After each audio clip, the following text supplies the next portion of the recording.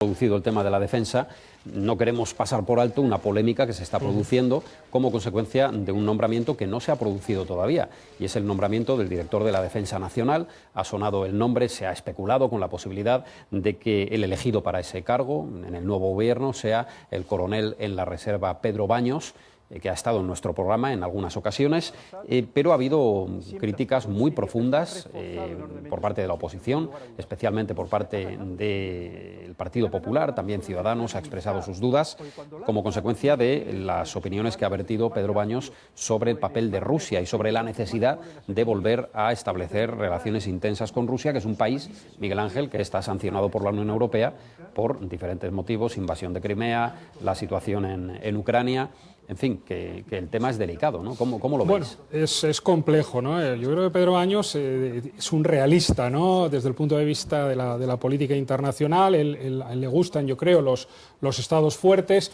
Yo no sé si calificarlo de prorruso quizá es excesivo desde mi punto de vista, pero obviamente él es un westfaliano, ¿no? Es decir, él apoya el Estado fuerte, el realismo, si leemos su último libro lo podemos ver, frente a lo que serían instituciones supranacionales o más liberales como la propia Unión Europea. Hombre, yo creo que también le ha hecho daño en algún modo el apoyo, por ejemplo, a Erdogan en Turquía en un momento dado, y esto pues le puede perjudicar. Por otro lado, desde mi punto de vista es un gran comunicador, le hemos podido ver en esta casa y en otros medios de comunicación. Experto y realmente en yihadismo también, en lucha contra el terrorismo internacional. Efectivamente, y lo hace muy bien, comunica muy bien la cultura de defensa. Entonces, sabemos, es un militar, un coronel que está en la reserva, tiene su propia empresa, ¿no? Geoestratego, etcétera, y bueno, ya ha tenido este éxito editorial, ¿no? Vamos a ver en qué queda todo esto. Obviamente Rusia es el gran enemigo de la Unión Europea en estos momentos, ¿no? Rusia intenta desestabilizar a la Unión Europea. Ya hemos visto con esos apoyos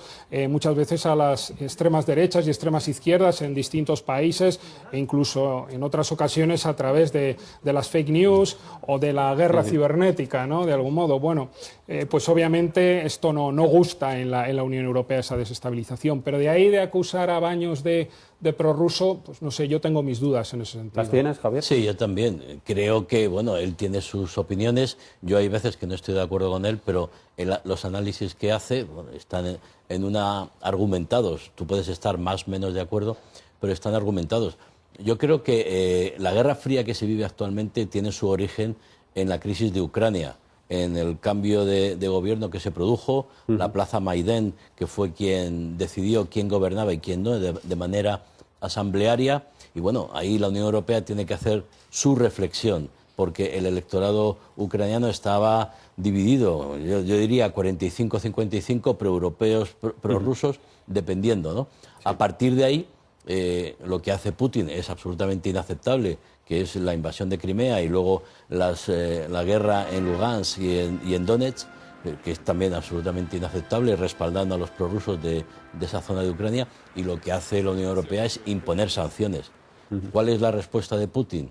Pues de intentar desestabilizar a la Unión Europea. Ahí se ha establecido una guerra que yo creo que ninguna de las dos partes va a ganar, pero que en este caso sí nos está haciendo bastante daño, con lo cual Rusia se ha convertido en un elemento hostil para los intereses de la Unión Europea.